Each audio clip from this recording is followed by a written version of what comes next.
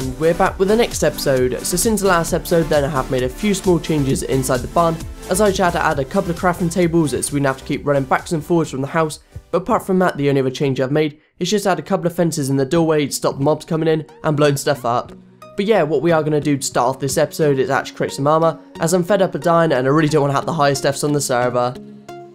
Once we've actually done this though, what I'm actually thinking we'll do next is actually make an automatic chicken farm. So same as our sorting machine, what I'll have to do is go online and find a design that actually worked for us and that actually fit in the space that we need it to. But I decided on the chicken farm in the end as it's the only one that's fully automatic and actually cooks the meat for you. So what I'm going to do now is go ahead, same as the sorting machine, and see if I can get it working. Right, so I have managed to find a design online that will work for us, and I will link the designer in the description. But unfortunately the design I have found it isn't the prettiest in the world, so instead of having it up top where I originally planned, I think I'm going to have it underneath where we got all our redstone for the sorting machine, and then we can just have it flowing directly into the chests in front as well, so we haven't got to fiddle around with that. What I'm going to do now is actually time-lapse the build, but again if you want to see how to make it, I'll link the designer in the description.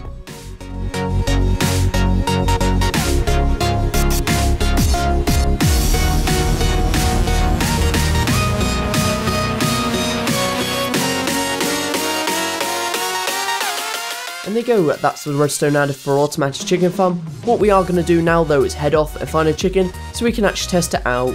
But how it works then is you just put your chickens in the top here, then once they lay their eggs they should hatch baby chickens which grow up and then get killed by the lava above, and then hopefully it should fall into the chests in front. But again I'm not the best at explaining how the redstone actually works, so I think it's just going to be better if I demonstrate it once we found our chicken. After hunting round us finally able to find a chicken, unfortunately he's not in the easiest place to actually get him, so it's going to be a little challenging, but I'm sure we'll manage. So what I'm going to do now is go ahead and actually try and lure him back without actually falling in the ravine myself.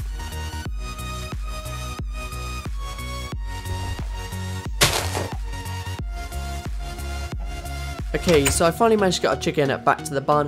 What I'll do is I'll put him in our chicken farm in a sec so we can test it out, but I'm thinking we'll have to leave it for about half an hour or so just to make sure everything works properly. While I was actually getting him back though, strangely, the hardest bit wasn't actually getting him out of the ravine, but was just getting him out of the water. Because it took so long to get him through the water, I actually had to go and sleep at one point and then come back with all the mobs there. We've actually got him back now so it doesn't matter too much, but what I'm going to do now, as I mentioned, is go ahead and actually test it out. Right, so I've left our chicken farm going for about 30 minutes or so now, so let's see if it has actually worked. There isn't any baby chickens in the bottom bits, we don't know if that bit's worked. What I'm going to do now is just check in the chest anyway, see if it has actually worked. And is there any cooked chicken in there? Yes there is, that's a good start. We've only got one piece in there unfortunately, so it hasn't produced too much. We'll have to stick a few more chickens in the top there. Between now and next episode I think I'll do that. But yeah, because that's actually working, what we can do now is actually go ahead and start on the next project. So instead of carrying on for the barn for the rest of this episode, I think we're going to start on a new project in preparation for next episode, and what I actually want to build is a minecart station. Now I expect you're wondering why I actually want to build a minecart station. It's just because I want a way of getting back from spawn to our base as easily as possible. Now I could use the nether, but I don't seem to be having too much luck with the nether, as the majority of our deaths seem to be there, so I'm going to use minecarts instead. So what I'm going to do now for the rest of this episode is actually build our minecart station, but to start off with then, I'm just going to clear out a space next to our barn, where we're actually going to build our station. Okay, so I've cleared out a small area on the right of our barn. It doesn't look too good at the moment, but in a sec you'll see why we've actually done it like this. What I'm going to do now though is go ahead and actually time-lapse the build.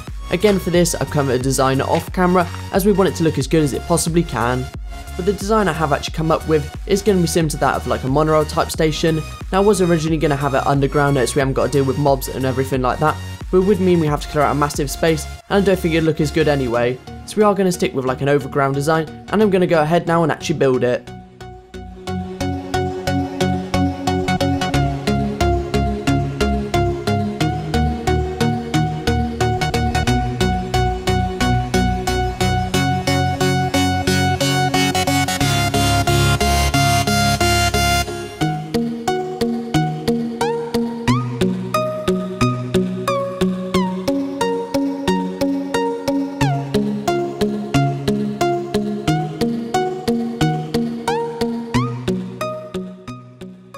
And there you go, that's our minecart station finished off.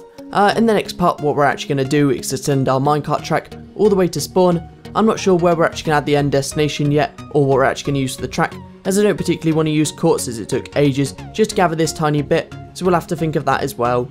But again, I hope you enjoyed this episode, and we did get a fair bit done because we built our chicken farm and also started on a minecart track. So again, I hope you enjoyed this episode.